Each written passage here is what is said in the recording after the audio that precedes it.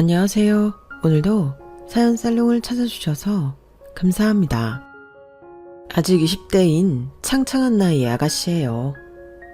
요즘 평균 초혼 연령이 여자는 31세, 남자는 33세라고 하는데 전 뭐가 급했는지 30대도 안 됐는데 결혼을 서두르다가 꽈당 하고 엎어지고 말았죠.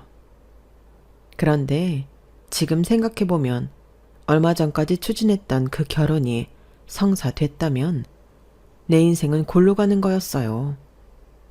엎어진 게 천만 다행이었죠. 다 전남친의 증조할머니의 고해성사 같은 고백 덕분이었어요. 절 정신 차리게 해주신 전남친의 증조할머니 다시 한번 감사드립니다. 요즘도 가끔 꿈에 전남친이 나오곤 해요. 아직까지 파혼의 충격이 가시지 않았나 봐요. 지금껏 딱 2번의 연애를 했는데 어쩜 하나같이 남자들이 꽝이었는지 저로 하여금 남자에 대한 불신이 생기게 하는 계기가 되었어요. 그저 평범하고 착한 남자친구 만나서 결혼하는 게 너무 큰 욕심일까요? 지금 제 이야기를 함께 해주고 계신 사연살롱 여러분 중 행복한 결혼 생활을 영위하고 계신 분들이 많겠죠. 너무 부럽네요. 착한 남편 만나서 토끼 같은 자식 낳고 알콩달콩 사시는 인생 선배님들, 저한테 꿀팁 좀 전수해 주세요. 노처녀로 늙어주고 싶진 않은데 이거 굿이라도 한 판 해야 할 판이네요. 저희 부모님은 2분이 서로 아끼고 사랑하며 정말 행복하게 사셨거든요. 그 모습을 보고 자라서 그런지 남녀가 만나 연애하고 결혼하는 게 쉬운 일인 줄만 알았네요. 제가 못된 남자들에게 어떻게 당했는지. 참, 제가 실제 겪은 일이지만 이런 얘기를 지인에게 하는 건 창피하더라고요. 하지만 사연살롱 여러분들에겐 공유하고 싶어요. 그럼 제 속이 좀 뻥 뚫릴 것 같아서요. 사연살롱은 제 마음속의 대나무 숲이나 마찬가지거든요. 그럼 지금부터 시작해 볼게요. 저희 아빠 집안은 자수성가하신 할아버지 덕분에 지방에서 크게 중견기업을 운영하고 있어요. 왜 지방 유지란 말 있잖아요. 딱 우리 친가 쪽 케이스인 것 같아요. 비록 서울 부자는 아니지만 이쪽 지방에선 우리 집안의 회사를 모르는 사람이 없고 소위 권력자들도 우리 할아버지와 아빠 한번 만나보려고 다들 굽신거렸죠. 화학회사인데 대기업의 1차 하청업체이니 잘은 몰라도 매출이나 회사 규모가 크긴 한가 보더라고요. 저희 엄마는 참 똑똑한 분이었어요. 조실부모하고 어려운 환경 속에서도 여러 곳에서 받은 장학금으로 화학적으로 박사학위까지 마친 재원이었죠. 우리 아빠 회사의 연구원으로 취업해서 아빠를 처음 만났다고 해요.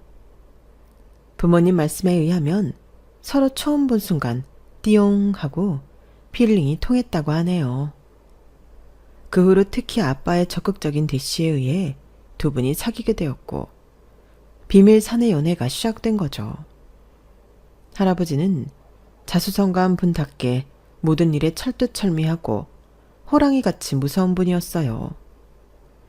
젊은 시절 하루에 2-3시간 자가면서 이 회사를 이 정도로 일으켰으니 어떻게든 더욱 번창시켜야 한다는 의무감이 있으셨던 것 같아요.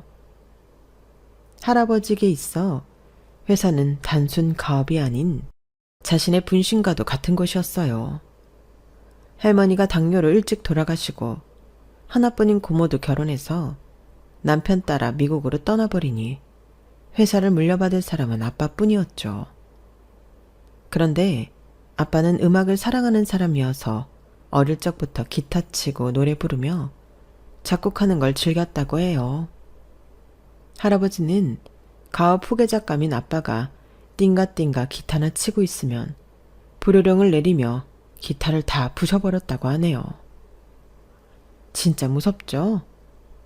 아빠는 할아버지의 상화에 이기지 못하고 가업을 물려받기 위해 후계자 수업을 받고 있었죠. 이뿐만 아니라 할아버지는 아빠가 혼기가 꽉 차자 본인이 직접 정략 결혼을 시키려고 하셨대요. 집안 사업에 도움이 될 만한 집안의 딸내미야 말이죠. 하지만 아빠는 그것만큼은 거부하며 엄마와 교제 사실을 알렸고 당연히 반대가 엄청나게 심했다고 해요. 그나마 다행인 것은 엄마가 그때 당시 회사 연구소의 중추적인 역할을 맡을 정도로 똑똑한 과학자였기에 겨우겨우 결혼 허락을 받았다고 하네요. 엄마는 할아버지 허락을 받았을 때가 너무 기뻤다고 회상하곤 했죠. 엄마가 태어나서 가장 기뻤을 때는 우리 혜진이를 낳았을 때였고, 두 번째로 기뻤을 때는 너희 할아버지한테 결혼 허락을 받았을 때였지. 너희 아빠처럼 자상하고 멋진 남자와 결혼할 수 있다는 건 정말 꿈만 같았어. 덕분에 우리 혜진이가 예쁘게 태어날 수 있었으니 넌 엄마 아빠한테 감사해야 해. 알았지 내 딸? 이렇게 행복한 결혼 생활을 영위하던 우리 엄마 아빠였는데 그 후로 우리 엄마의 인생은 쭉 내리막길을 걷고 맙니다. 자식 많이 낳고 다복한 가정을 꿈꾸던 우리 엄마의 꿈이 산산조각 나버린 거였죠. 본인도 모르는 새에 자궁암이 커져 자궁을 적출하는 수술을 받아야만 했어요. 어린 잘 붙잡고 엄마가 울면서 하소연하셨던 게 아직도 기억에 남네요. 혜진아, 아마도 하늘이 엄마한테 우리 혜진이를 더욱 잘 키우라고 명령을 내리신 건가 봐. 엄마는 더 이상 아이를 낳을 수 없는 몸이 돼버렸네. 이제 엄마한테는 너와 아빠가 인생의 전부야. 내가 죽을 때까지 우리 딸 지켜줄게. 알았지? 그땐 엄마가 왜 그런 말씀을 하시는지 잘 몰랐어요. 다만 엄마가 병이 완치됐다는 점에 기뻐했죠. 그 후로 평온한 일상으로 다시 돌아가는 듯 했어요. 엄마는 피아노를, 아빠는 기타를 쳤으며 제가 노래를 부르며 행복한 크리스마스를 보내기도 했죠. 그런데 암에 대해 가족력이 있었던 엄마는 완치된 줄 알았던 암이 다른 곳으로 퍼져버렸어요. 이미 하복부까지 다 전이된 상태라고 하더군요. 전 그 말을 듣고 믿지 못했어요. 엄마보다 더 오열하며 울며 매달렸죠. 엄마, 그게 무슨 말이야. 엄마 암 저번에 다 치료됐다며. 왜 갑자기 다른 곳으로 퍼졌다는 거야. 엄마, 그럼 죽는 거야? 엄마가 나 죽을 때까지 지켜준다고 했잖아. 그럼 난 이제 어떻게 살아? 혜진아, 아마 외할머니와 외할아버지가 다 암으로 돌아가셨기 때문에 가족력이 있었나 봐. 넌 꼭 나중에 건강검진 잘 받고 건강관리 잘해야 해. 알았지? 엄마처럼 바보같이 다 퍼지고 나서야 알아채지 말고. 우리 딸 정말 미안해. 하지만 엄마가 최대한 열심히 치료받아 볼게. 힘내볼게. 아직 40대였던 젊디 젊은 엄마도 죽음의 그림자 앞에서 얼마나 무서웠을까요? 그런데 외동딸이었던 전 엄마가 죽으면 홀로 남는다는 생각에 괜히 더 찡찡댔던 것 같아요. 내 곁엔 자상한 아빠도 있었는데 왜 그랬을까요? 그 점이 지금까지도 뼈에 사무치도록 후회되네요. 맨날 울며불며 아픈 엄마한테 매달렸어요. 제발 죽지 말아달라고요. 하지만 제 바램과는 달리 엄마는 안 그래도 말랐던 몸이 더더욱 말라갔죠. 엄마, 오늘은 학교에서 수박 화채 만든다니까 내가 만든 수박 화채 이따 꼭 드셔보세요. 알았지? 그래. 우리 딸 이젠 요리도 할 줄 알고 다 컸네. 칼 쓸 때 손 조심하고 이따 만나자. 학교 잘 다녀와. 에이? 수박 화채가 무슨 요리야. 학교 끝나면 바로 올게요, 엄마. 기다려요. 뭘 먹으면 다 토하는 엄마였지만 그래도 수박 화채에 국물 정도는 넘길 수 있겠지 하고 정성스레 예쁘게 만들어 집에 돌아왔어요. 그런데 돌아와 보니 엄마 침대 주위에서 의사를 비롯한 여러 명이 분주하게 무언가를 하고 있더군요. 아빠가 절 보더니 눈물을 흘리며 말했어요. 혜진아, 네 엄마가 저 세상으로 떠난 것 같아. 엄마한테 마지막 인사 드리렴. 뭐? 안 돼, 우리 엄마. 엄마가 내 수박하체 꼭 먹는다고 했는데. 엄마, 내가 기다리라고 했잖아요. 빨리 온다고 했잖아요. 이렇게 가버리면 어떡해요. 너무 무서워요, 엄마. 그래도 엄마가 평온하게 돌아가셨다고 하더군요. 그걸로 나름의 위안을 삼고 울음을 속으로 삭혀야만 했어요.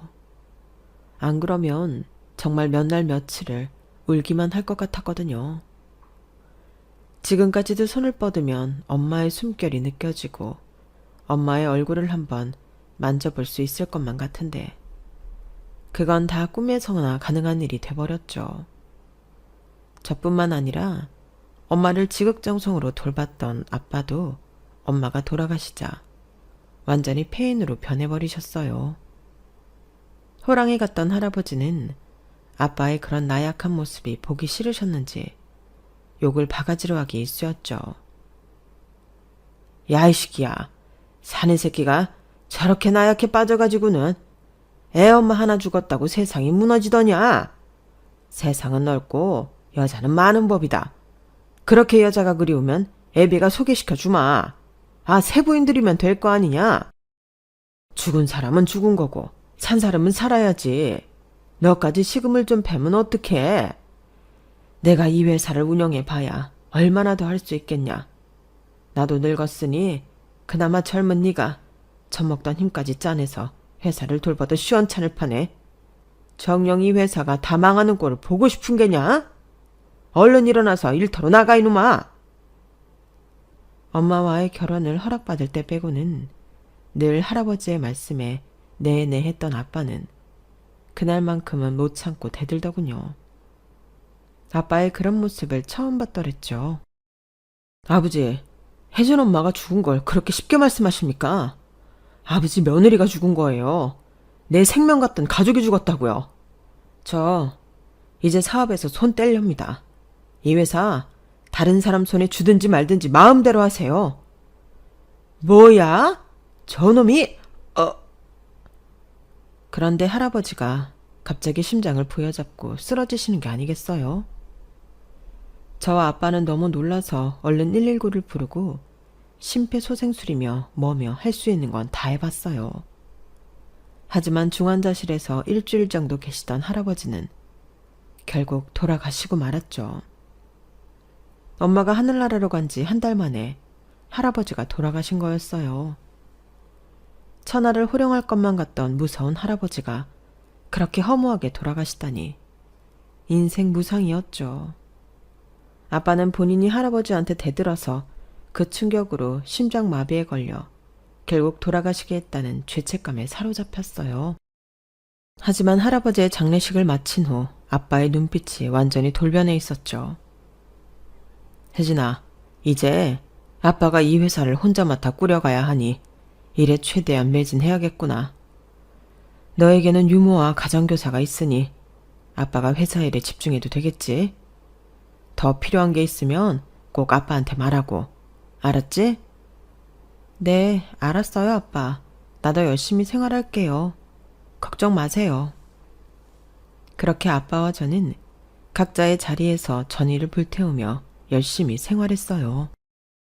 덕분에 아빠의 회사도 회장이었던 할아버지의 부재에도 불구하고 걸림돌 없이 잘 운영되었고 저도 공부를 열심히 해서 엄마와 같은 화학자가 되기 위해 과학 관련 학과에 진학할 수 있었어요.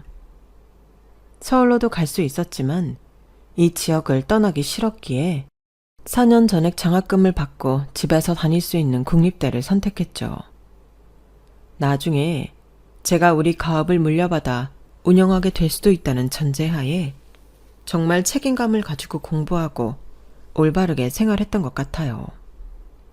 간혹 길거리에서 번호 좀 달라며 따라오는 남자도 있었지만 대학생 나이에 남자친구를 사귀고 싶진 않았어요.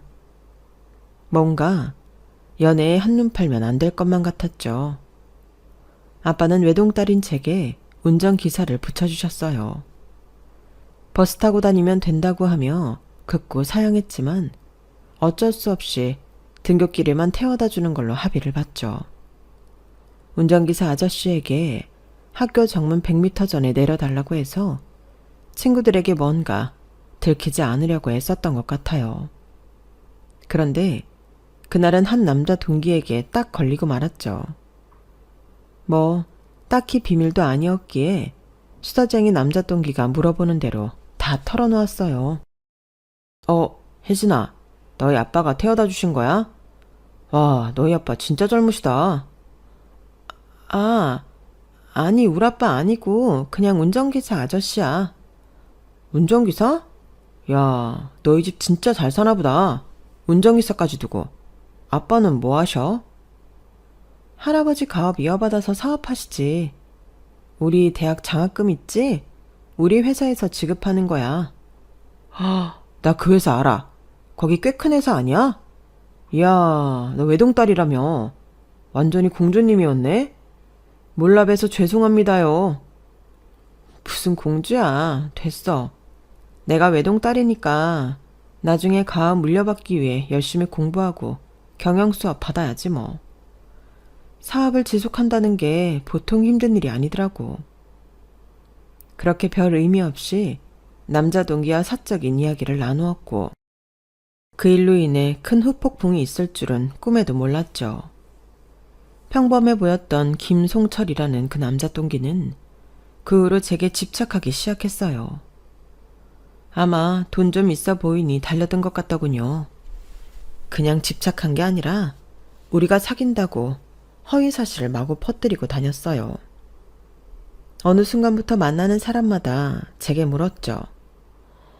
어머 기집애, 너 언제 송철이랑 CC가 된 거야? 심지어 결혼까지 약속한 사이라며? 벌써 갈 때까지 간 거야?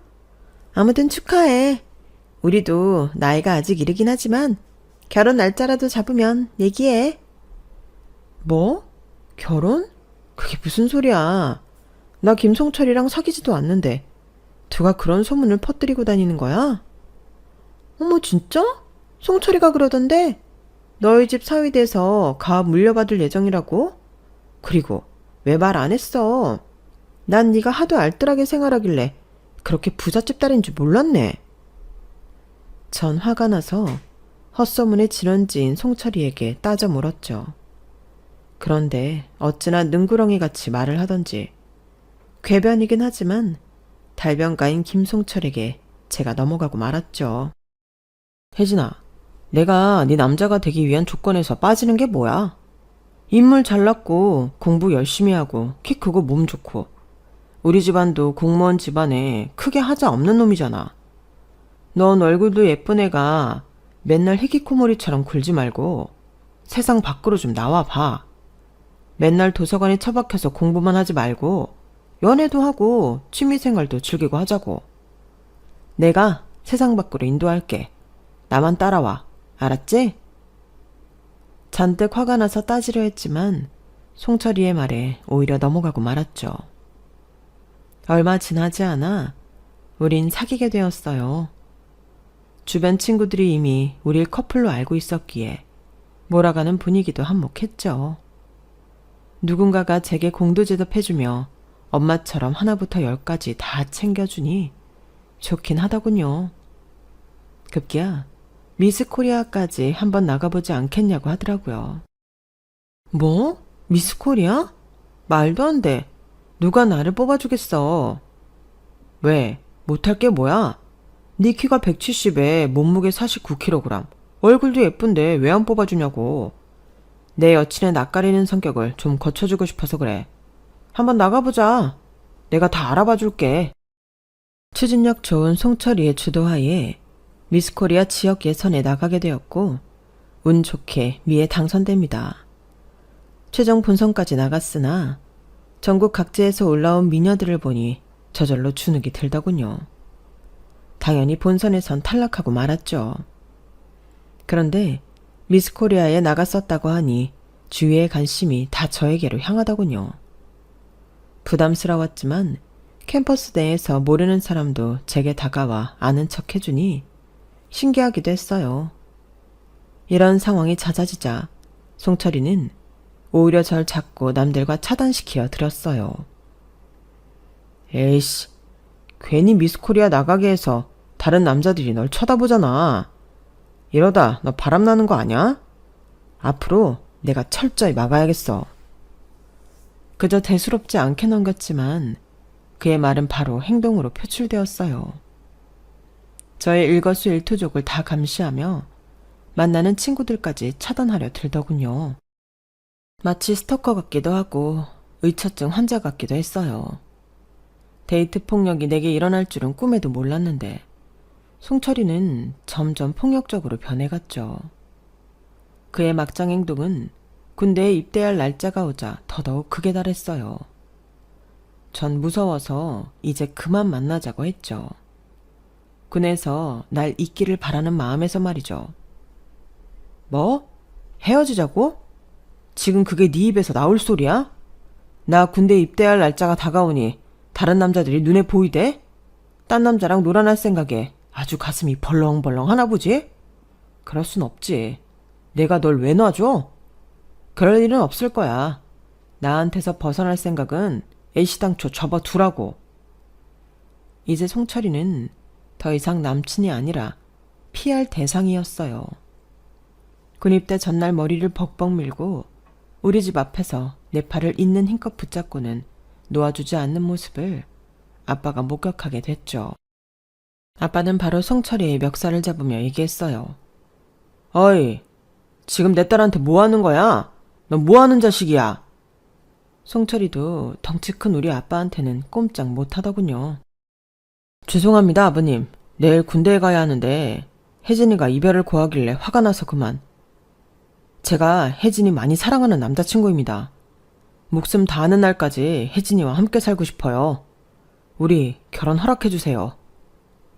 아빠, 얘 더 이상 남자친구 아니에요. 날 괴롭히는 스토커라고요. 그만 집에 들어가요. 야, 김송철, 이제 그만 날 놔줘. 군대나 가버리라고. 전 아빠가 더 흥분할까봐 집에 모시고 들어갔어요. 소파에 앉아서 그동안 있었던 일들을 낱낱이 다 말씀드렸죠. 혜진아, 그런 위험한 놈이 주변에 있었으면 아빠한테 진작 얘기했어야지. 아빠가 사업에 미쳐서 우리 딸이 어떻게 생활하고 있는지도 제대로 몰랐구나. 정말 미안하다. 아빠가 내일부터 24시간 경호원 붙여줄게. 그럼 안전할 거야. 그 소리를 듣고는 우리 집에서 가사도우미로 일하게 된 지 얼마 안 된 장순재 아주머니가 한 말씀 하시더군요. 회장님, 경호원 구하신다고요?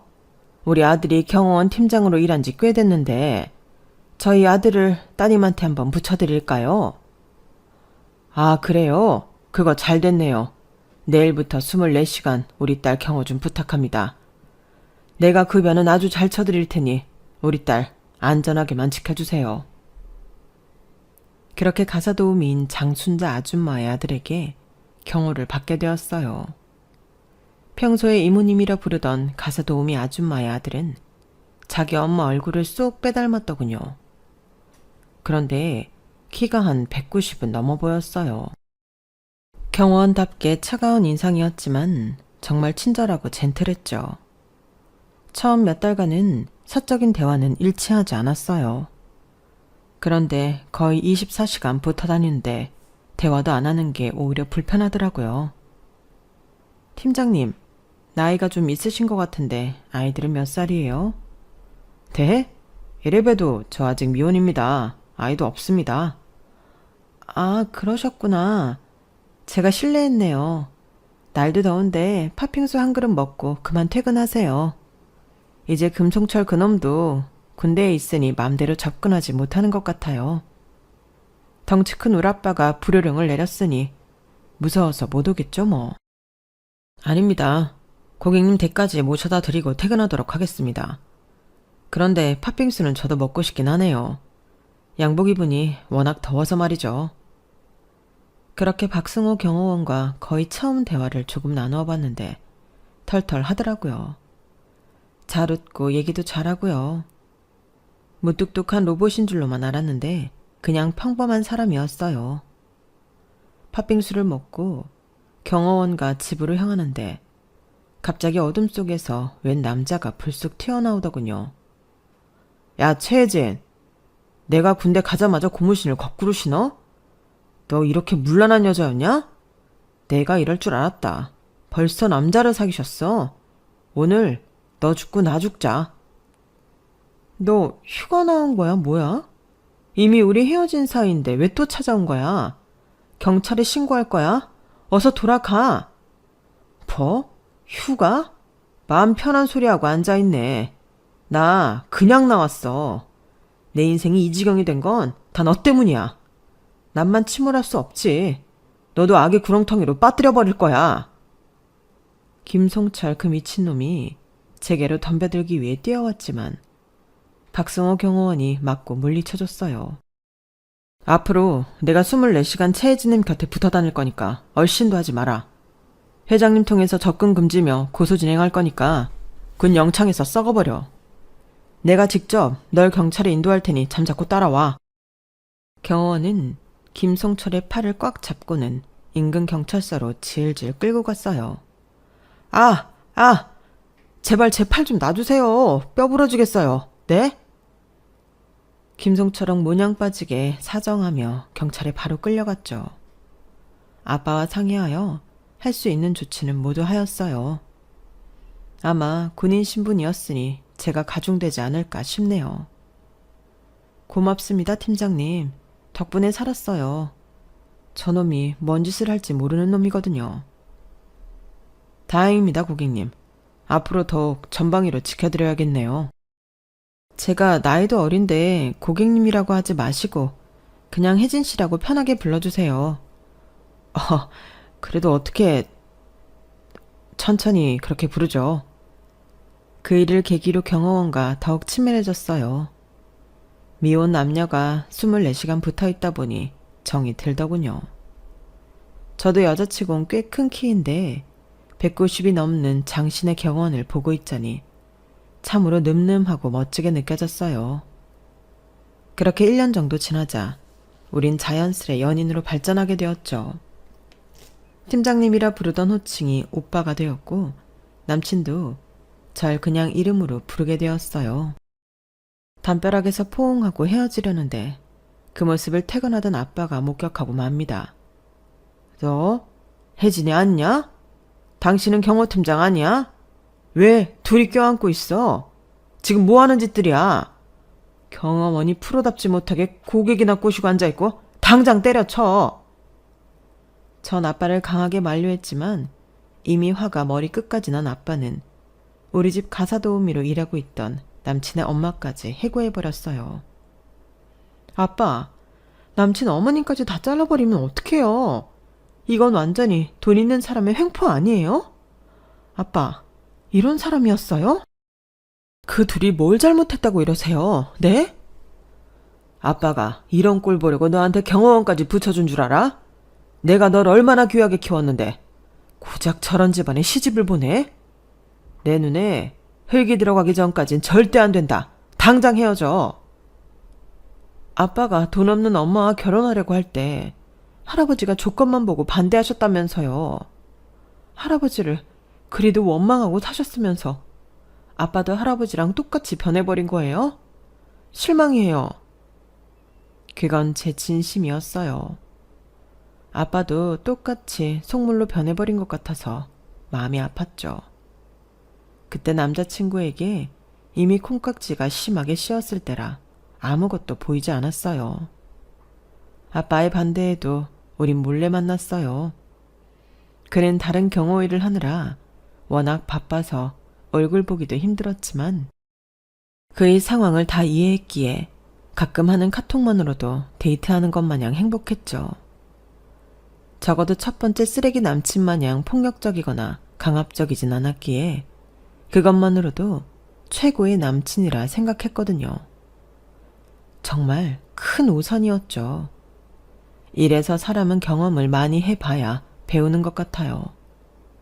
연애를 많이 해봤다면 아마 남친 고르는 눈이 좀 더 있지 않았을까 하는 생각을 지금에서야 해봅니다.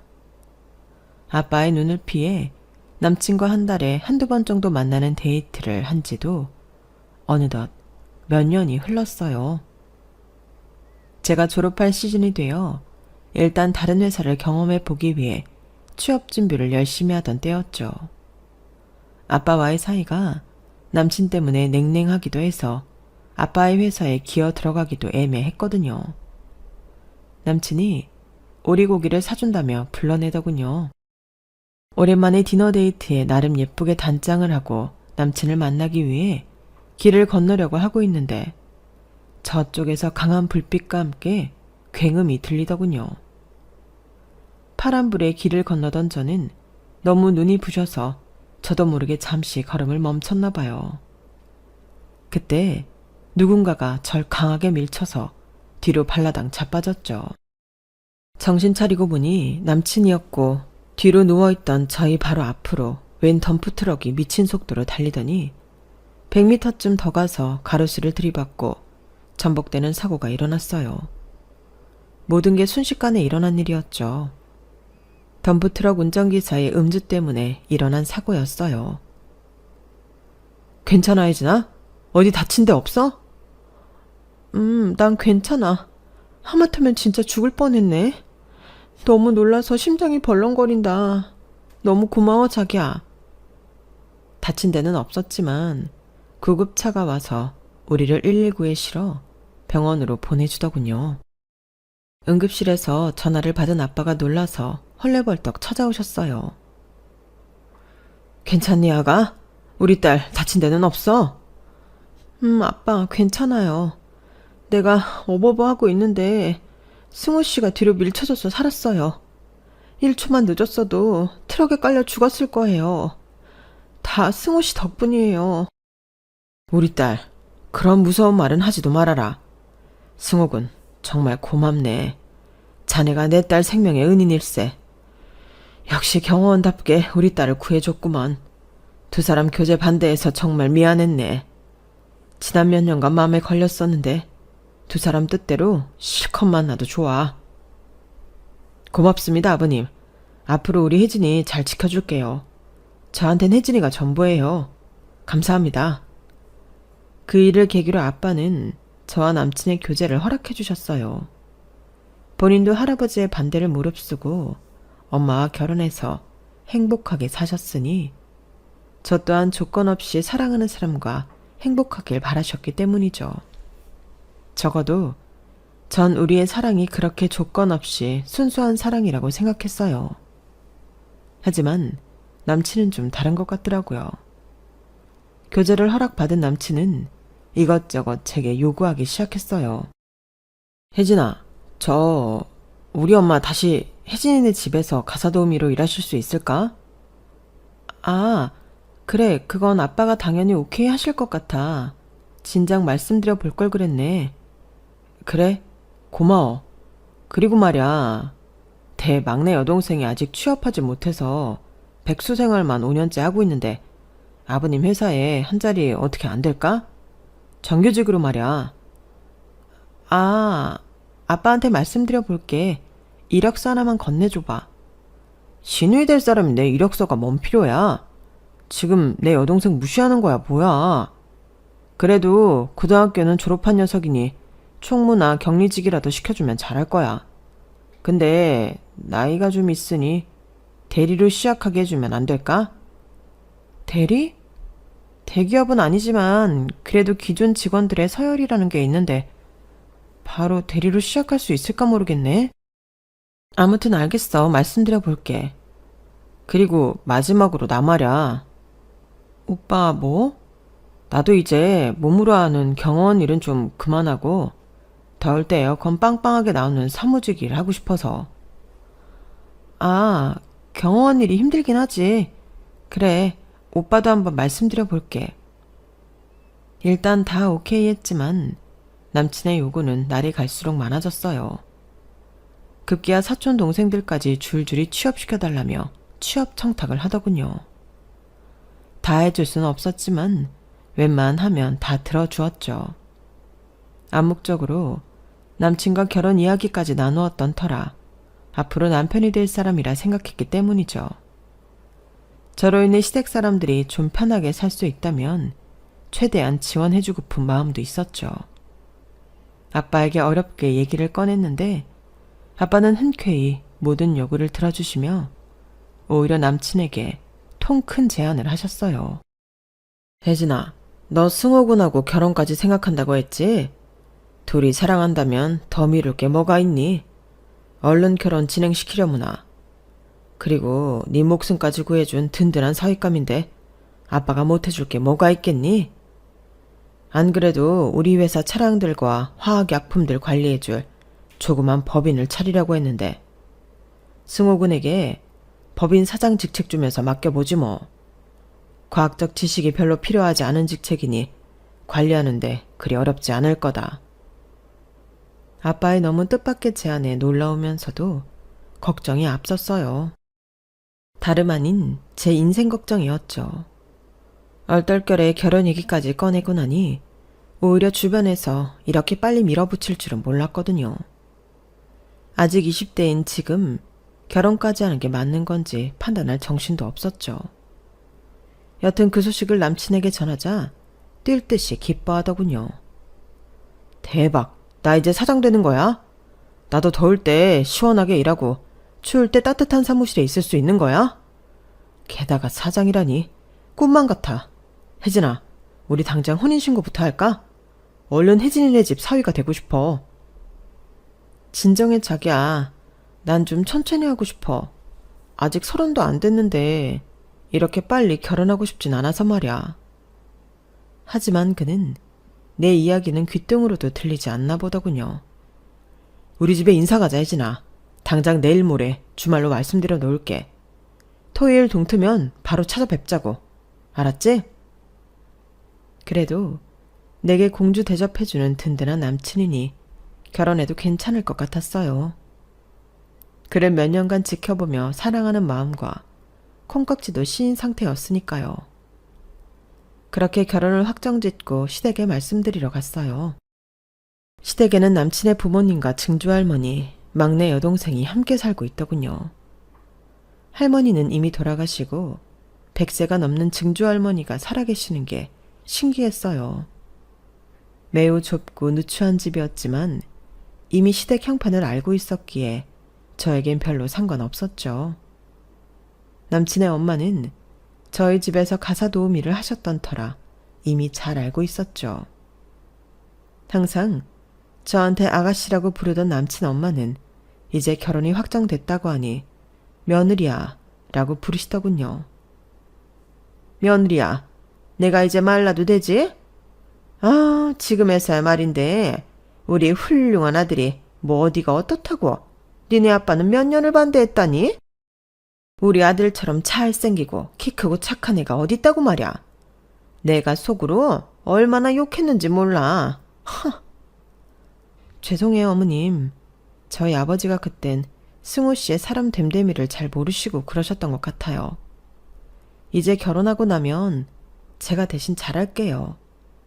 그동안 서운하셨던 거 다 푸세요. 다 풀려면 맨입으로는 안 되지. 니네 집 얼마나 잘 사는지 돈이 얼마나 많은지 내가 잘 알고 있으니 섭섭찮게 생활비 좀 주려무나. 내가 이제 사돈인데 더 이상 니네 친정집에서 파출부로 일할 수는 없는 노릇이니 내 일당이랑 우리 식구들 생활비며 뭐며 매달 한 2천만 원씩 계좌로 쏴주면 좋겠다. 그 옆에서 듣고 있던 남친의 아빠가 자기 와이프를 나무라며 보태더군요. 아유, 무슨 2천만 원이야. 딱 절반으로 잘라서 1,000만 원이면 우리 집 식구들 생활비하고도 남지. 부잣집 며느리들이니 이렇게도 좋구나. 며느리야, 네가 이제 우리 집 돈줄이다. 돈줄이야. 옆에서 자기 부모를 말리던 남친의 말이 더 가관이었죠. 아우, 엄마 아빠, 장인어른이 나한테 무려 법인 사장 자리를 맡겼어. 이제 내가 사장 됐으니 여기 식구들 생활비는 몇 천이든 내가 될 테니 걱정 말아요. 혜진이한테 부탁할 필요도 없다니까. 전 다 포기한 듯 예비 시댁 식구들에게 말했어요. 그래요. 이 사람이 말씀드린 것처럼 앞으론 결혼 후에 돈 얘기는 이 사람이랑 나누세요. 전 상관 않고 있을게요. 그렇게 머릿속이 복잡해지고 있을 무렵 저쪽 방에서 가만히 듣고 계시던 백발의 증조할머니께서 조용히 절 부르시더군요. 귀가 어둡다던 증조할머니께 가까이 가서 인사드릴 겸 혼자 조용히 할머니 방으로 건너갔죠. 그래, 결혼 날짜가 9월 8일 아니니? 네, 맞습니다, 할머니. 어떻게 날짜까지 아셨어요? 친근하게 다가가려는 저와는 달리 할머니는 경계하는 눈빛으로 절 보더니 작은 상자를 하나 주시더군요. 이게 뭐예요, 할머니? 결혼 선물인가요? 하면서 전 조심히 상자를 열어보았어요. 그곳엔 사진 수십 장과 A4 용지에 쓴 각서라고 적힌 문서가 보이더군요. 사진들 속엔 남친과 웬 동남아 여성이 스킨십을 하며 다정한 포즈를 취하고 있었어요. 그 가운데엔 무려 3명의 똘망똘망한 아이들이 있더군요. 남친과 그 동남아 여자를 반반씩 닮은 듯한 아이들이었어요. 그 사진들을 보고 너무 놀라서 대체 무슨 관계들인가 감조차 제대로 오지 않더군요. 이게 무슨 사진이에요, 할머니? 이거 승우 씨 아니에요? 이 아이들은 다 누구고 이 여자는 뭐예요? 아가씨만 물러나주면 다 해결되는 일이야. 생때 같은 내 증손주들 이 집에서 자기 엄마랑 아빠랑 다 같이 잘 살고 있었는데 아가씨가 나타나고부터 승우놈이 완전히 돌아버렸다니깐. 부잣집 아가씨 하나 물었다면서 자기 새끼들 내치고 동거하던 며느리까지 다 시골로 내쫓아버렸어. 그 각서 한번 봐봐. 아이들과 쥐 죽은 듯이 살아주면 한 달에 500만 원씩 준다고 각서까지 쓰면서 말이야. 내가 가족 간 생이별 보려고 이런 꼴까지 보면서 더 살면 뭐하겠어. 차라리 죽는 게 낫지. 우리 손주들이 지 아빠를 얼마나 그리워하겠어. 그러니 아가씨가 이 판에서 그만 빠져줘. 아가씨만 파토내면 다 해결될 일이라고. 전 부들부들 떨리는 손으로 그 상자를 들고 거실에서 희희낙낙하고 있는 남친 부모님과 남친을 향해 가서 던져버렸어요. 이렇게 소리 지르면서 말이죠. 야, 박승호, 너 이 새끼, 네 아내며 아이들 다 버리면서까지 내 돈 뜯어내려고 결혼하자고 했냐? 네가 사람이냐?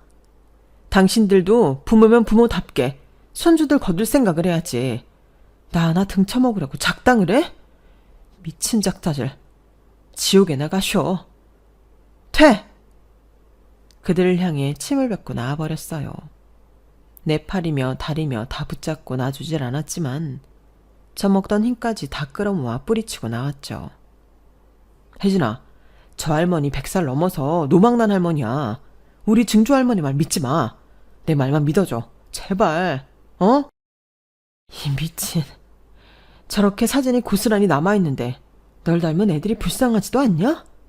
돈이 아무리 좋아도 네 핏줄들을 버릴 생각을 해?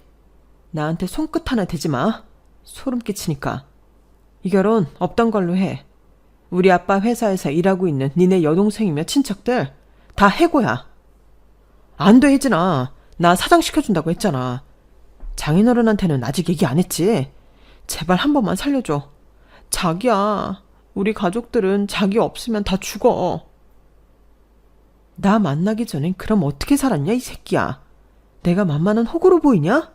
당장 꺼져. 그렇게 쌍욕을 퍼붓고는 결혼이고 뭐고 다 파토내고 나와버렸어요. 엉엉 울면서 택시를 잡아타고 집으로 향했죠. 아빠한테는 도저히 뵐 면목이 없어서 전화로 모든 사실을 전했고요. 그렇게 저희 결혼 소동은 비극적으로 마무리되었네요. 그래도 결혼식 전에 이렇게 파토낸 게 얼마나 다행인가요. 그대로 그 거지 사기꾼 소굴로 들어갔다면 전 지상 최대의 호구가 되어 있겠죠. 100살 넘으신 증조할머니께 감사할 따름입니다. 당연히 증조할머니는 그 집에서 좋은 대접을 받을 리가 없었죠. 제가 아빠께 말씀드려 따로 요양원에 모시고 있습니다.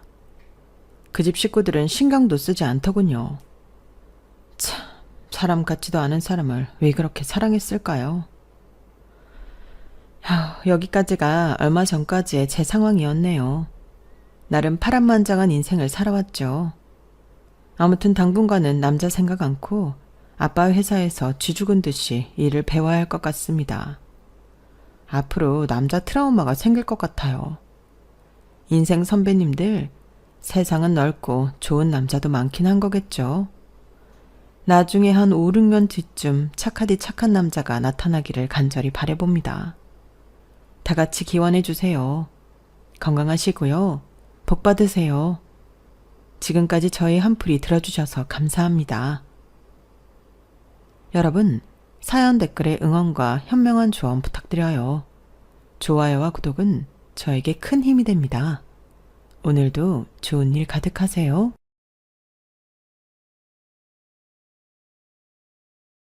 안녕하세요. 오늘도 사연 살롱을 찾아주셔서 감사합니다. 저는 경기도 용인시에 살고 있는 30대 후반의 여성이에요. 저는 듬직한 남편과 귀엽고 해맑은 아이들과 함께 살고 있어요. 저는 동서 이야기를 해보려고 해요.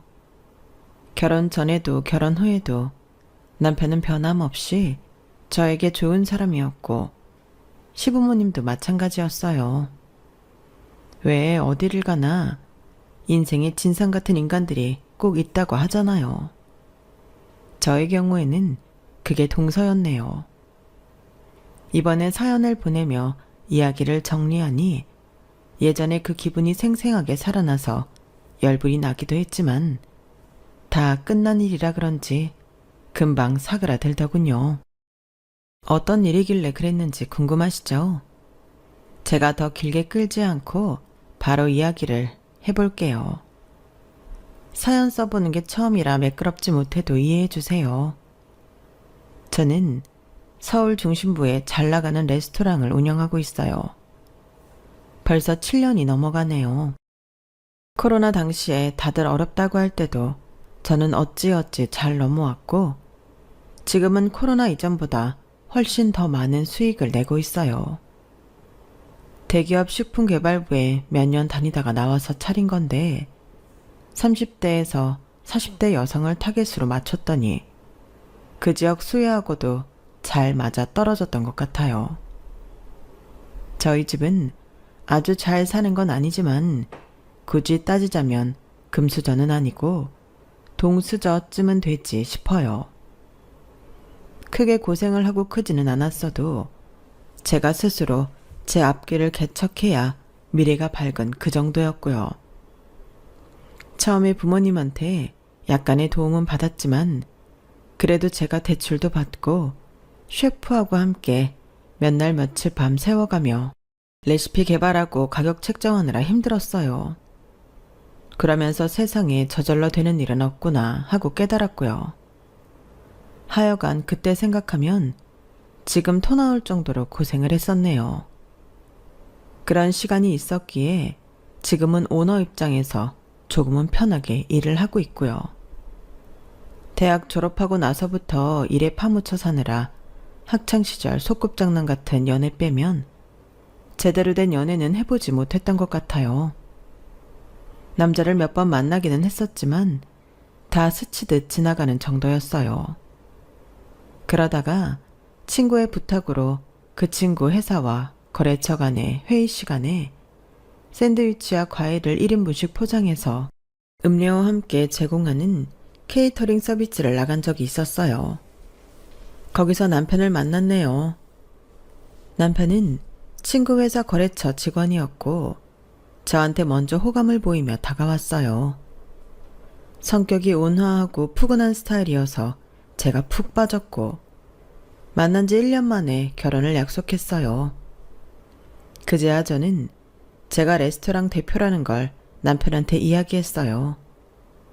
회의 때 제가 직접 배달을 했기 때문에 쭉 직원인 줄 알고 있었거든요. 어쩐지 입이 떨어지지 않았다고 했더니 남편은 그럴 수 있다며 이해해 주더라고요. 그 레스토랑에서 일한 거 맞잖아. 다만 직원이 아닌 운영자라는 건데 딱히 속인 것도 아니고 난 괜찮아. 고마워 오빠 이해해줘서. 실은 전에 내가 레스토랑 한다고 돈 얼마나 버나 은근히 간보는 남자들이 좀 있었거든. 오빠가 그런 건 아니지만 괜히 조심스럽더라고. 그럴 수 있어. 지금은 나한테 다 솔직히 말했으니까 괜찮아. 시부모님도 참 좋은 분들이어서 저는 무난하게 결혼을 올리고 신혼생활을 시작했어요. 결혼하고 6개월쯤 있다가 임신을 하면서 저는 레스토랑에 전보다 자주는 나가지 못했어요. 초기에는 유산기가 있어서 계속 누워 있어야 했고 나중에는 입덧이 오래가서 레스토랑 문턱도 들어설 수가 없었거든요. 하는 수 없이 집에서 전화로 중요한 일을 처리하고 웬만한 건 매니저한테 많이 맡겼어요. 매니저와는 초창기 때부터 같이 일을 해서 서로 믿는 사이라 마음이 편했죠. 제가 레스토랑 대표라는 건 시부모님도 나중에 알았어요. 그런 거 있잖아요. 남편은 직장인인데 제가 사장이나 대표라고 하면 시댁에서 안 좋아할 것 같은 거요. 그래서 결혼 허락받고 결혼 코앞에 두고서야 말씀을 드렸는데 남편이 정말 말을 잘해준 덕분에 시부모님들도 금방 납득하셨어요. 시어머니가 또 그런 걸 꼬치꼬치 캐묻는 분이 아니어서 편하게 넘어간 것도 있어요. 시부모님도 남편도 성격이 무던하고 조용한 편이에요. 남편 동생이 좀 까불까불 하기는 했지만 선을 넘거나 하지는 않아서 오히려 집안에 활력이 되고는 했어요. 시부모님이 정말 신기했던 게 제가 월급 한 250 정도 받는 직원인 줄 알았을 때나 레스토랑 대표인 걸 알았을 때나 크게 달라진 게 없다는 거였어요. 저를 달리 보거나 하시는 티도 안 났고요. 다만 시아버지께서 이런 말씀은 하셨어요. 그래, 네가 결단력도 있어 보이고 신뢰를 주는 인상이라 사업도 잘할 것 같구나. 참, 그 말 한마디가 어찌나 힘이 되고 고마운지 모르겠더라고요. 어른이 해주는 격려가 중요하다는 걸 새삼 깨달았다고 할까요? 이렇듯 저는 시댁과 별 문제 없이 평탄하게 잘 지냈어요. 항상 시부모님께도 친정 부모님한테 하는 만큼 잘해드리려고 노력했고 양쪽 집안 부모님께 늘 감사하다는 말도 많이 했고요. 아이를 낳고 육아 때문에 버거워하는 저에게 친정엄마뿐 아니라 시어머니도 많은 도움을 주셨어요. 그렇게 시간이 흐르고 아이가 돌이 지나 제가 레스토랑에 완전히 복귀할 무렵에 남편 동생에게 결혼할 여자가 생겼어요. 그 여자 인사 오는 것 때문에 시어머니가 전화를 하셨더라고요. 얘 서진애미야, 내일 바쁘냐? 영훈이가 결혼할 사람하고 인사 온다는데 네가 젊은 사람들 입맛에 맞는 음식 준비 좀 해줄 수 있어? 바쁘지만 않으면 부탁 좀 하자. 어머, 도련님 인사하러 오시는 거예요? 당연히 해야죠. 저 괜찮아요, 어머니. 없는 시간도 만들어야죠. 그렇게 말해주니 고맙다. 그래도 여자는 여자가 봐야 한다지 않니? 너는 또 나보다 더 나이가 가까운 또리니까 한번 잘 살펴봐라. 잘 지낼 수 있을지. 도련님 여자친구면 좋은 사람일 거예요. 예, 그건 모른다. 영훈이가 팔락거리고 다니잖니. 네 남편하고는 달라. 내가 재훈이 정도만 돼도 신경 안 쓰지. 남편하고 남편 동생이 성격이 좀 다르기는 했는데 시어머니가 이렇게까지 얘기하는 건 처음 들어서 좀 웃음이 났어요. 아무래도 엄마니까 더 자기 자식들에 대해 잘 아는 거겠죠. 제가 잘 알겠다, 준비하겠다 말하고 전화를 끊으려는데 시어머니가 또 한마디 하셨어요. 예, 근데 너 레스토랑 운영하는 건 아직 영훈이도 몰라. 그러니까 영훈이 여자친구 앞에서도 얘기하지 마라. 아, 네. 그래요. 아직 도련님 모르시는군요. 네. 저는 얘기 안 해도 괜찮기는 한데 뭐 때문에 그러시는지 여쭤봐도 될까요? 아직 우리 식구 되기 전이기도 하고 영훈이 여자친구가 무슨 카페인지 빵집인지 그런 비슷한 걸 한다는 것 같다. 혹시라도 식구 되기 전에 너 곤란하게 할까봐 그래. 아유, 우리 집안이 먹는 복이 있나. 이렇게 음식 만드는 여자들이 자꾸 오는구나. 시어머니가 둘째 아들한테 제가 레스토랑 대표라고 얘기 안 한 건 왜 그런 건지 알 것 같았어요. 뭐랄까, 서방님은 좀 엉긴다고 해야 하나요? 만약 제가 레스토랑 대표인 걸 알았으면 벌써 몇 번은 자기 친구들 데려와서 공짜 밥 달라고 했을 것 같더라고요. 그런 성격이거든요. 귀엽기는 한데 좀 자기 편할 대로 하는 데가 있었어요. 시어머니가 신중하신 분이라 저는 시어머니 말씀대로 하기로 했고 다음 날 시댁에 가서 음식 준비를 하고 두 사람을 맞았네요. 두 사람이 분위기가 많이 비슷하기는 했는데 동서가 딱 첫인상에 봐도 산할 것 같지는 않았어요. 눈동자를 쉼없이 굴리고 사람을 싹 살피는 거 있잖아요.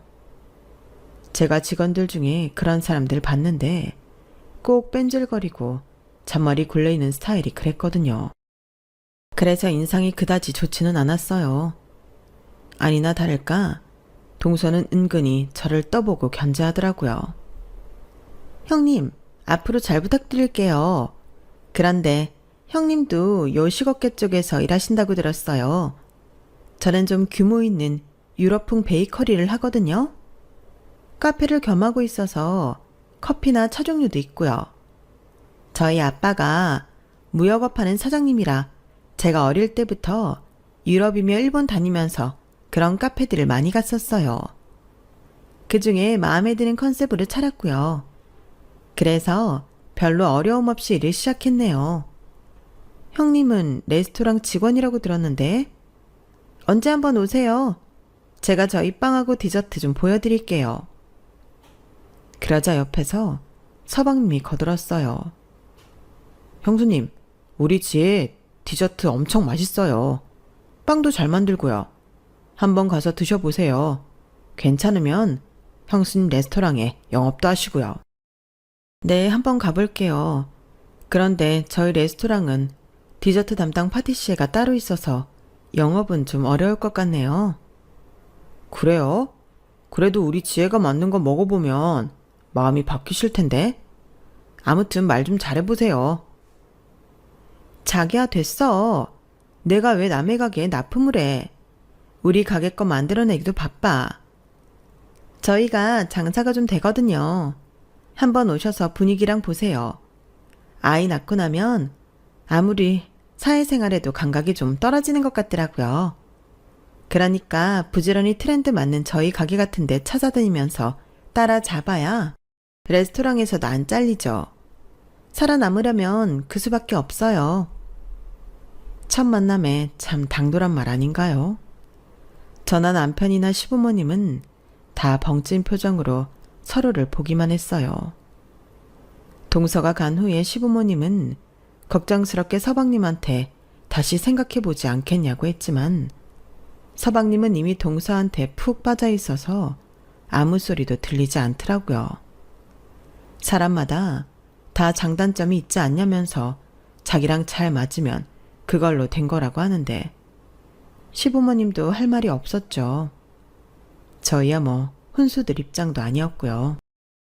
다만 남편이 조심스럽게 잘 생각해보라고 했다는데 서방님은 이미 결혼하기로 결심했다고 하더라고요.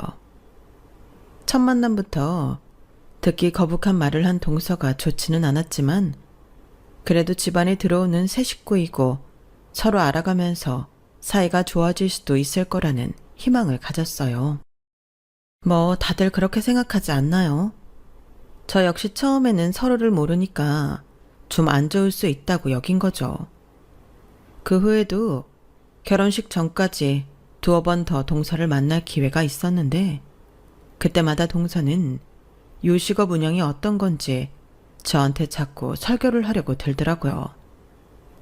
저야 그걸 모를래야 모를 수 없는 사람인데 말이죠.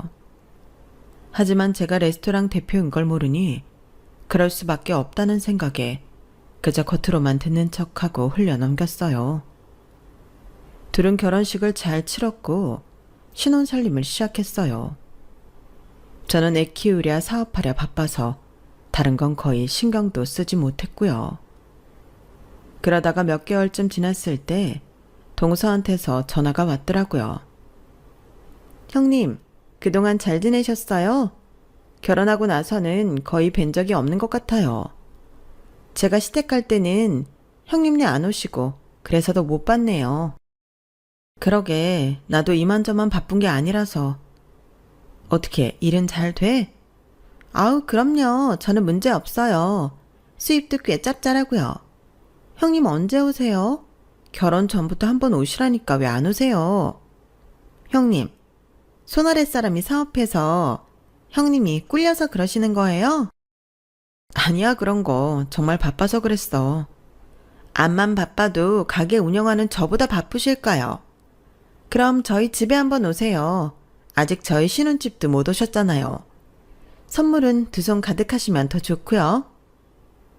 정말이지, 한번 입 터지면 하고 싶은 말 다 하는 애구나 싶더군요.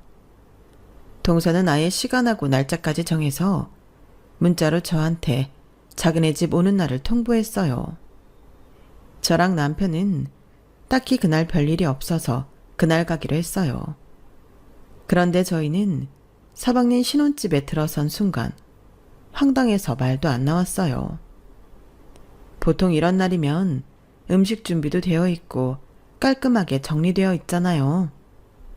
그런데 친형 부부가 와서 허물없다 생각한 건지 거실도 너무 정돈이 안 되어 있고 저희를 마중 나오기는커녕 소파에 앉아 과자랑 맥주를 먹으며 TV를 보고 있더라고요. 아, 아주버님, 형님 오셨어요? 잠시만요. 이거 곧 끝나요. 형이랑 형수님도 이거 같이 보고 나가요. 나간다고? 어디 가는데? 황당해서 물어보자 동서가 태연하게 대답했어요. 저희 밥 먹으러 가야죠. 여기 근처에 끝내주는 국수 전골집 있어요. 국수 전골 다들 괜찮으시죠? 그거 싫어하는 사람 없지 뭐. 저는 발끈해서 한마디 했어요. 아니, 아무리 형제여도 집에 초대한 건데 손님 불러놓고 이게 뭐예요, 서방님? 에이, 형수님, 빡빡하게 왜 그러세요? 저희 다 아는 사이인데. 형님, 제가 보통 바쁜 사람이 아니잖아요. 형님도 요식업이 바쁜 거 잘 아시죠? 이번만 살짝 넘어가 주세요. 동서가 그래도 눈치가 보였는지 약간 애교 섞인 목소리로 말하길래 저는 그 정도로 하고 그만뒀어요. 그런데 밥 먹으러 가서 동서가 하는 말들은 참 가짠더군요. 형님, 저희 가게가 좀 바빠져서요. 형님은 레스토랑 오후에 나가신다고 했잖아요. 그럼 오전에 저희 가게 오셔서 쿠키 포장 좀 해주세요. 저랑 우리 직원들은 빵 굽고 디저트 만들고 커피 내리기 너무 바쁘거든요. 잡일할 사람을 따로 뽑을 수는 없어서요. 저희 카페 와보시고 마음에 드시면 가끔 오셔서 알바하세요. 제가 알바비는 두둑하게 챙겨드릴게요. 됐어. 나 엄연히 내 직장 있는데 그렇게는 안 하지. 나 그리고 전에 동서 카페 몇 번 지나갔어. 손님 적당히 있더라. 근데 빵은 좀 사가는 것 같던데 디저트 종류가 많이 남던데. 쿠키를 만들 생각 하지 말고 디저트 종류를 좀 잘하는 걸로 특색 있게 해봐. 아니 형님, 밖에서 잠깐 본 거 가지고 너무 오버하시는 거 아니에요? 형님이 아무리 레스토랑에서 오래 일했어도 저 같은 카페형 베이커리랑은 또 다르죠. 우리도 디저트 파트가 있어서 알아. 빵도 식사빵은 굽고 있으니까. 형님, 그래도 형님은 그냥 직원이잖아요. 저처럼 한 가게를 책임지는 것도 아닌데 이런 식으로 말씀하시면 곤란해요. 아는 척도 정도가 있죠. 그리고 형님은 애 엄마라서 저랑은 감각이 달라요. 실은 그래서 우리 가게에 와서 보고 트렌드를 따라가라고 배려해드리는 건데 싫으면 어쩔 수 없죠. 싫고 좋고의 문제가 아니고 내가 쿠키 포장을 해줄 이유는 없어서 그래. 네, 네, 알았어요. 남편이 동서랑 서방님을 번갈아가 보며 한마디 하고 싶어 하는 것 같았는데 제가 말렸어요. 괜히 그러다가 좋은 취지로 만난 자리가 싸움이 될 것 같아서요. 그런데 식사 후 나가기 전 화장실에 갔다가 동서가 복도에 나와서 전화하는 소리를 들었는데 그때 저는 동서한테 정이 확 떨어졌네요. 엄마. 그래서 지금 아주버님하고 형님하고 밥 먹었지. 아, 진짜 웃겨. 저 두 사람은 되게 고상한 척 하는 거 있지? 우리 시어머니는 왜 저런 여자를 그렇게 좋아하는 거야? 나보다 더 이뻐하는 것 같아. 볼 것도 하나도 없구만. 식당 시다바리 따위가 뭐가 좋다고? 동서는 제가 시어머니와 친한 게 질투가 났던 것 같더라고요. 그래서 어떻게든 저를 깎아내리고 자기가 더 낫다는 걸 저한테 강조하려고 했던 것 같아요. 그렇게 식사 자리 한번 하고 한동안 동서와 교류가 없었어요. 그러다가 시아버지 생신 선물을 같이 고르기로 해서 제가 동선의 카페를 가게 됐는데 거기서 또 황당한 걸 봤지 뭐예요. 바로 동서가 저희 레스토랑 홈페이지에 올라와 있는 디저트와 빵 사진을 유심히 보고 있는 거였어요. 저는 제가 어떤 레스토랑에서 일한다고까지는 말을 하지 않았기 때문에 동서는 그 레스토랑이 저희 레스토랑인 걸 몰랐어요. 동서, 그 레스토랑 빵 사진을 뭐 그렇게 유심히 봐? 아, 형님, 저 신제품 구상 중이거든요. 신제품을 남의 제품 보면서 구상해? 여기 디저트랑 빵 3, 40대 여성들한테 입소문이 좋아요. 늘 그랬거든요. 근데 정말 계절마다 내놓는 게 장난 아니에요. 여기 메인 요리들도 유명하지만 빵하고 디저트 때문에 가는 사람들도 있다는 말 나올 정도로 퀄리티도 좋고 모양도 예뻐요. 저 지금까지 내놓은 것들도 여기 거 다 본따서 만들었어요. 그 말에 진열대에 놓여있는 빵과 디저트를 자세히 보니 정말 저희 레스토랑 것하고 너무 비슷하더라고요. 이러면 안 되는 거 아니야? 저 파티시에는 자기가 고안해서 만든 걸 텐데. 아니, 들어가는 재료까지 비슷하네? 이러면 안 되지. 형님이 그러니까 사업을 못하는 거예요. 솔직히 저희 매장 오는 손님 중에 몇 명이나 저 레스토랑을 가겠어요? 저기는 좀 비싼 데란 말이에요. 그럼 우리가 베껴서 대중화하고 보급하는 거죠. 뭐가 나빠요? 형님, 그렇게 고지식하게 하지 마세요. 제가 카페 커지면 형님 스카우트 하려고 해요. 조금만 기다리세요. 내 의사는 묻지도 않고 무슨 스카웃이야. 됐어. 얼른 나와. 아버님 선물이나 사러 가자. 저는 기분이 이상해서 먼저 가게를 나갔고 그날 하루 종일 기분이 좋지 않았어요. 그리고 집에 와서 그동안 본 적 없는 동선의 가게 SNS를 찾아봤죠. 그랬더니 정말 여태껏 만들었던 디저트가 전부 저희 레스토랑 걸 흉내낸 거더라고요. 어떻게 이럴 수 있는지 하다못해 조금 다르게 만들 생각도 안 했더라고요.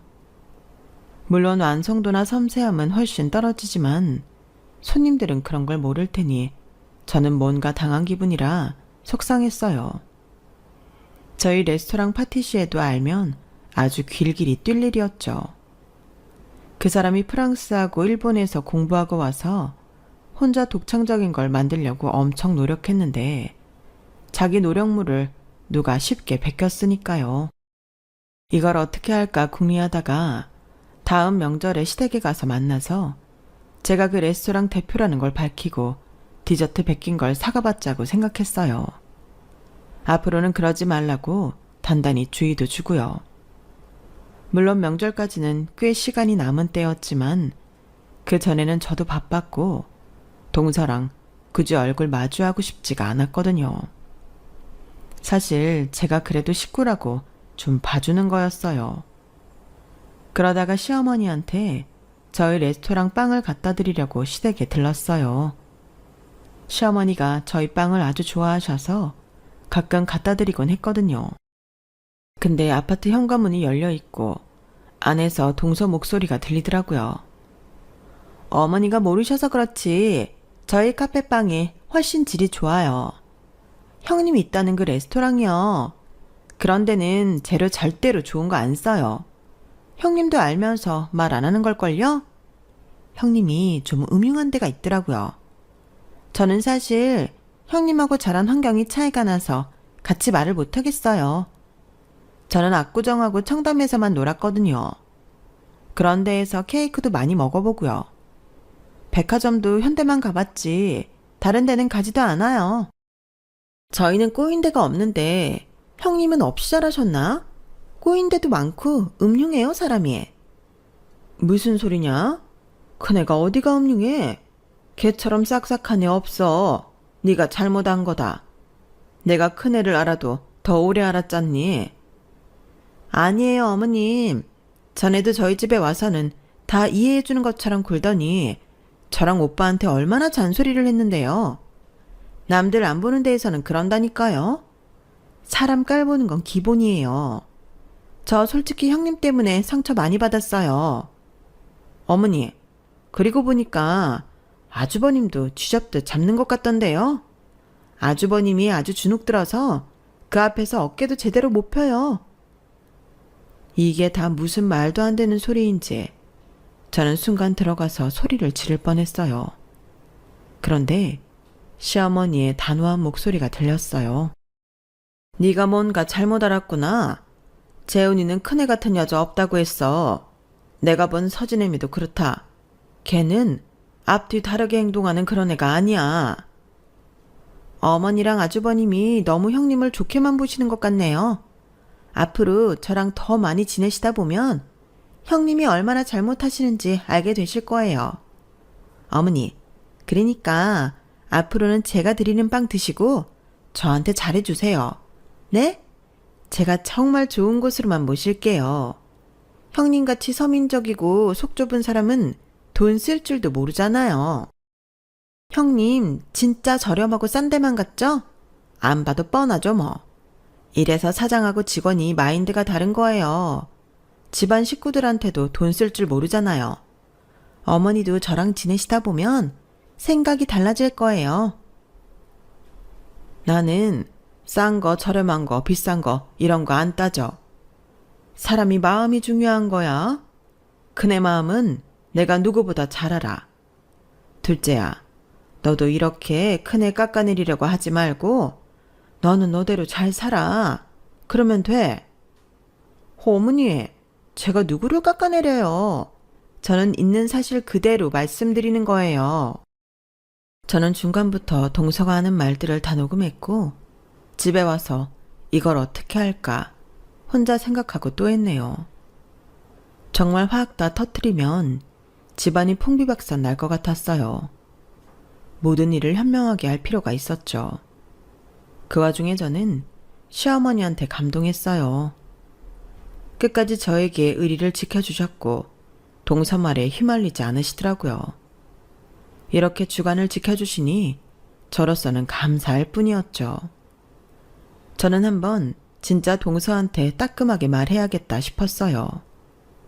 그런데 생각만 그랬을 뿐 레스토랑이며 아이며 남편이며 또 제 생활을 하다 보니 그건 뒷전으로 밀려났어요. 시간을 낸다는 게 쉽지가 않더라고요.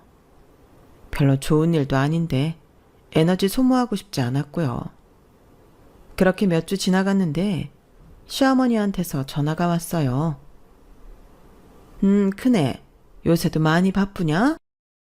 그냥 늘 똑같아요. 무슨 일 있으세요, 어머니? 내가 이번에는 김장을 좀 많이 해서 사돈댁들에도 좀 주고 싶구나. 한번 한다 하면서 못했네. 정말요? 감사해요, 어머니. 어머니 김치 정말 맛있잖아요. 그 동네에서도 소문 다 났던데요. 그냐? 그래. 내가 다른 건 몰라도 김치는 자신 있다.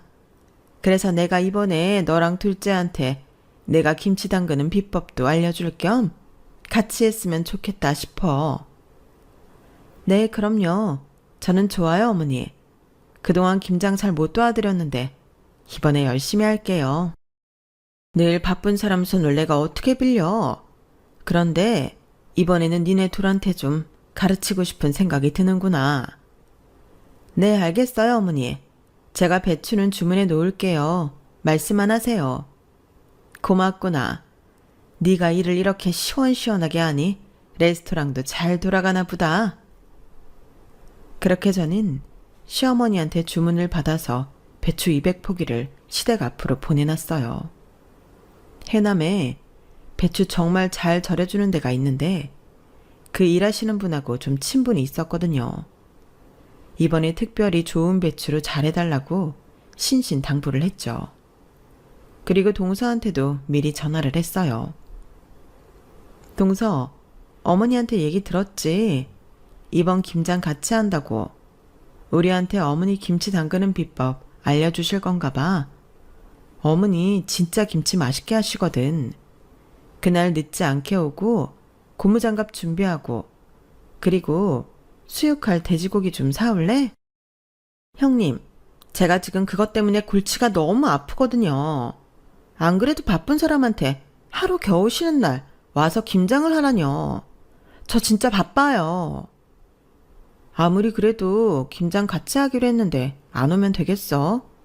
어머니 모처럼 마음 먹고 우리 둘 다 부르신 거잖아. 동서, 어머니한테 이쁨 받고 싶지 않아? 나보다 더 잘 보이고 싶으면 가는 게 좋지 않아? 그럼 부수적인 재료들이나 돼지고기는 형님이 준비하세요. 저는 바쁜 사람이잖아요. 그리고 형님, 진짜 저희 가게에 오셔서 알바 좀 하세요. 그래도 이쪽 일 해보셨으니까 대충 돌아가는 건 아시잖아요. 주말에 한 타임만 오셔서 서빙 좀 하세요. 제가 알바비는 두둑하게 챙겨드릴게요. 됐어. 그럴 시간 있으면 서진이 공부 앉아 더 가르치겠다. 아무튼 김장하는 날 보자. 동서가 김장을 전혀 챙길 생각이 없어 보여서 저는 시어머니한테 전화해서 재료 주문하는 게 뭐 있나 체크하고 저랑 남편이 준비를 했어요. 그렇게 김장하는 날 시댁에 갔는데 동서랑 서방님은 안 보이더라고요. 시어머니 말씀이 아직 오지 않았고 전화도 안 받는다는 거였어요. 오늘은 내가 한마디 해야겠다. 엊그제도 전화해서 늦지 말라고 했는데 둘 다 어디서 뭘 하는지 모르겠구나. 그동안 나 둘째한테 많이 참았어.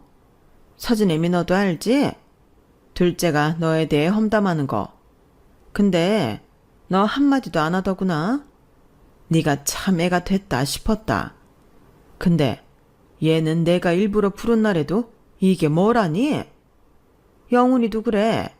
이런 날 쌍으로 전화도 안 받고 뭐 하는 짓이지? 시어머니는 동서랑 서방님한테 많이 실망하신 것 같았어요. 어쨌든 배추를 계속 그냥 둘 수가 없어서 저와 남편이 일단 고춧가루를 꺼내놓고 가시며 파며 안에 들어갈 재료들을 막 썰기 시작했어요. 그때 현관문 도어락 누르는 소리가 나더니 동서와 서방님이 들어왔어요. 그런데 동서가 오른쪽 팔에 깁스를 했더라고요.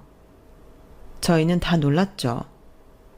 어머, 동서, 팔 다쳤어? 그래서 늦은 거야? 네, 어젯밤에 팔을 다쳤는데 밤늦게 응급실 갔더니 부러졌다고 하더라고요. 이걸 어쩌죠? 죄송해요, 어머님. 아니다, 됐다. 아픈데 여기까지 오느라 고생했어. 일단 좀 쉬어.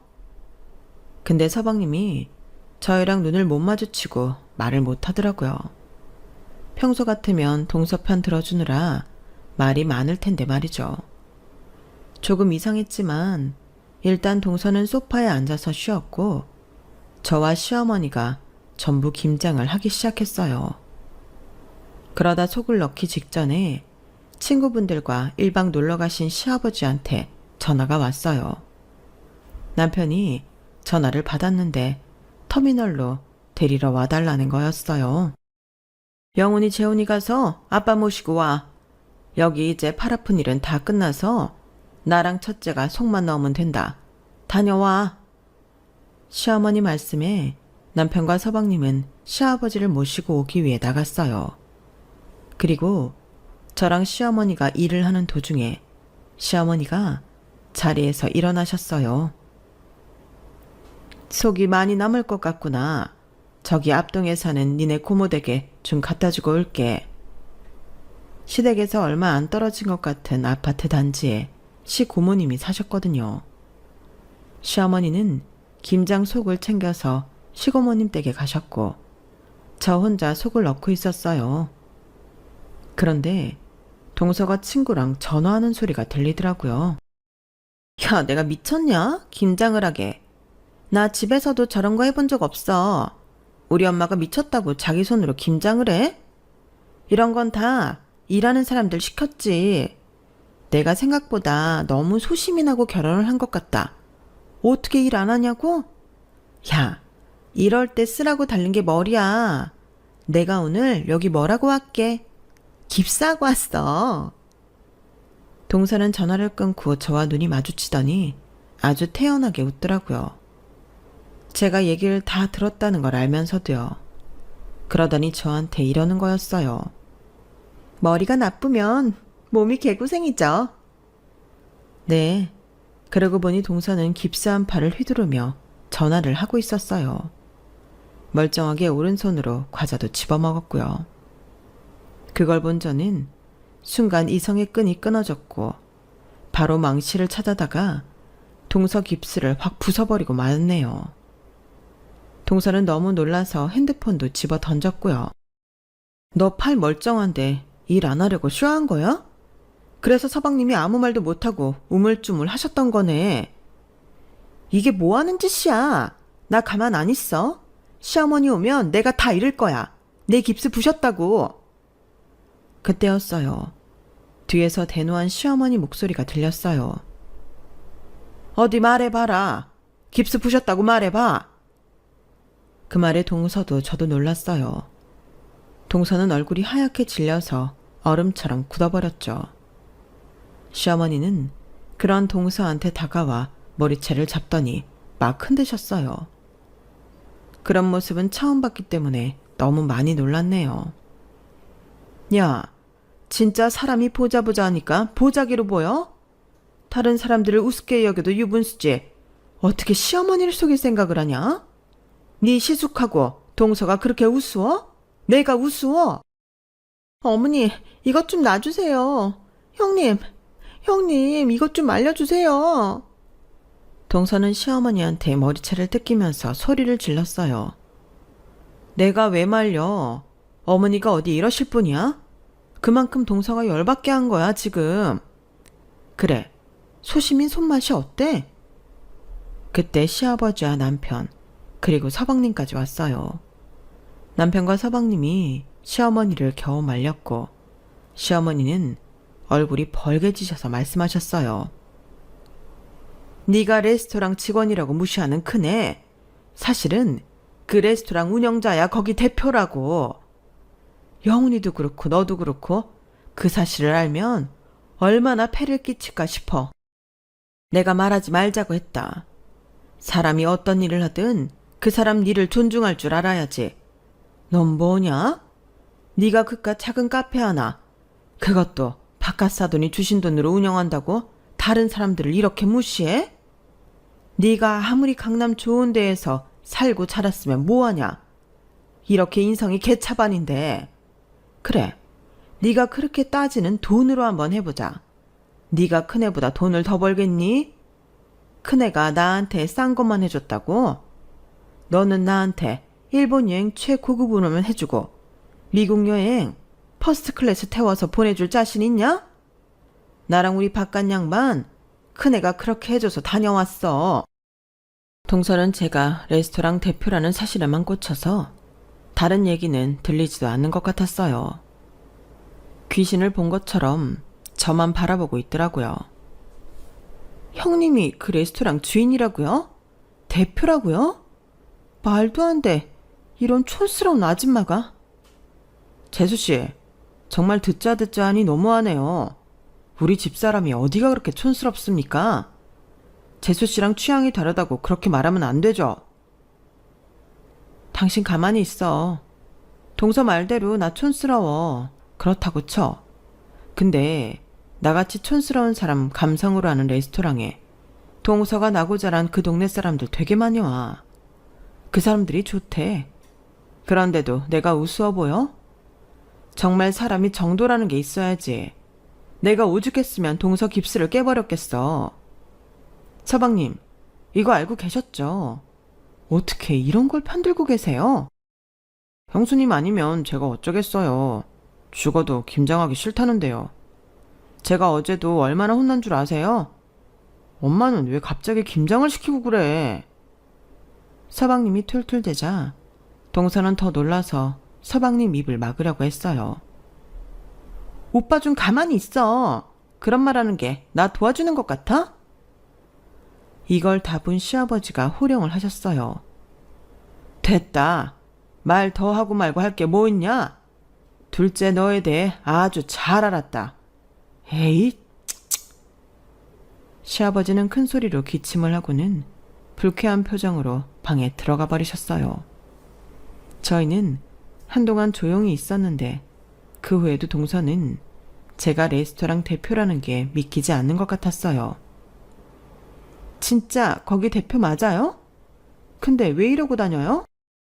어떻게 하고 다녀야 되는데? 나 명품도 그렇게 좋아하지 않고 그냥 일하고 돈 버는 게 좋을 뿐이야. 그리고 동서 우리 레스토랑 디저트 베낀 거 그거 이제 그만했으면 좋겠어. 안 그러면 나 이거 정식으로 문제 삼을 거야. 우리 파티시에가 알면 정말 난리 나. 그동안 내가 의리로 말 안 하고 있었는데 이제 더는 안 되겠거든. 동서 우리 디저트 모양 흉내만 낼 뿐이지 디테일한 건 하지도 못하잖아. 그렇게 만들면 우리 진품에도 먹칠하는 거야. 내가 조만간 변호사 보낼 테니까 그렇게 알아. 변호사 소리가 나오자 그제야 동서는 저한테 매달렸어요. 형님 죄송해요. 제가 몰라서 그랬어요. 정말이에요. 앞으로는 안 뺏길게요. 더 이상 이런 일 없을 거예요. 제가 함부로 굴었던 거 다 잊어주세요. 용서하세요. 제발 그런 일만은 없게 해주세요. 저 결혼하고도 이렇게 된 거 알면 저희 집에서 가만 안 있을 거예요. 아, 그러니까 동서가 동서 집안에서도 말썽꾸러기구나. 그럼 한마디만 더 하자. 전에 시어머니한테 나 험담하던데 있지도 않은 일로 이제 그러지 말아줄래? 다 큰 어른이 그게 뭐하는 짓이야? 창피하지도 않아? 그때 흥분을 가라앉히고 가만히 계시던 시어머니가 말씀하셨어요. 나도 알아. 둘째 너네 집에서 안 좋아하는 거. 그래서 너 나랑 우리 바깥 양반한테 잘 보여서 우리 유산 하나라도 더 받으려고 한 거 안다. 그렇다고 큰애를 못된 사람 만들면 되겠니? 어디서 그런 걸 배웠어? 네가 그러니까 니네 집안에서도 인정을 못 받는 거야. 나 더는 네가 큰애 건드리는 거 안 참을 거다. 집안이 엉망이야. 어머니 잘못했어요. 아주버님 형님 정말 죄송해요. 제가 다 잘못한 것 같아요. 너 앞으로 큰애에 대해 없는 말 하지 마라. 큰애가 지 남편을 뭐 어쩐다고? 그딴 말 한 번만 더 지어내기만 해봐. 다 끝낼 줄 알아. 그 말에 동서는 놀라서 아무 말도 못하더니 울기만 하더라고요. 저랑 남편은 그날 처음 동서가 유산 한 푼이라도 더 받으려고 계속 저를 모함하고 있었다는 걸 처음 알았어요. 저는 그때 한 번인 줄만 알았거든요. 그렇게 김장날은 한바탕 난리가 난 후에 마무리되었네요.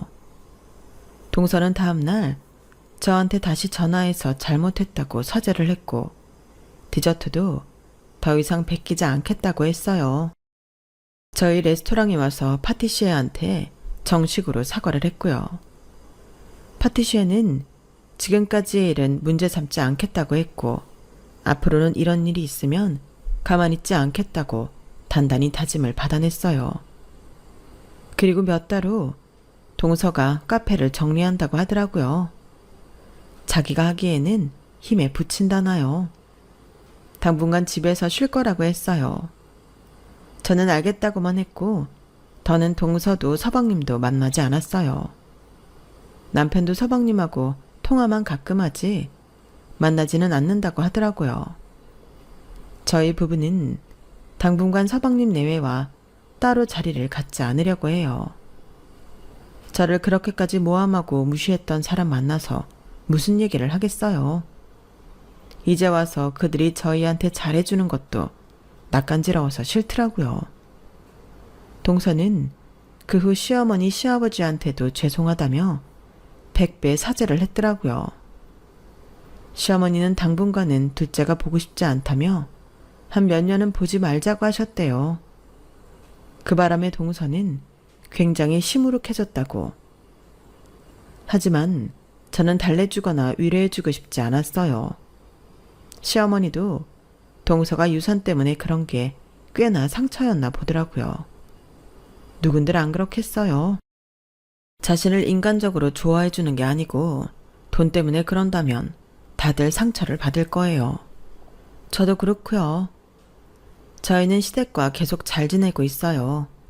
시어머니는 내년쯤부터는 동서와 서방님을 만날 생각이라고 하셨어요. 둘이 복닥거리며 힘들게 살고 있는 걸 아시거든요. 저는 김장날 동서 깁스 부숴버리고 제가 레스토랑 대표인 거 밝힌 것만으로도 충분히 복수했고 사이다였어서 더는 문제 삼지 않으려고 해요. 제 이야기는 여기까지예요. 잘 들으셨나요? 참, 너무 곱게 커도 안 좋다는 걸 동서를 보며 안 것 같아요. 제 얘기를 들으신 분들은 어떻게 생각하실지 궁금하네요. 그럼 저는 여기서 제 이야기 마칠게요. 다들 건강하세요. 여러분, 사연 댓글에 응원과 현명한 조언 부탁드려요. 좋아요와 구독은 저에게 큰 힘이 됩니다. 오늘도 좋은 일 가득하세요.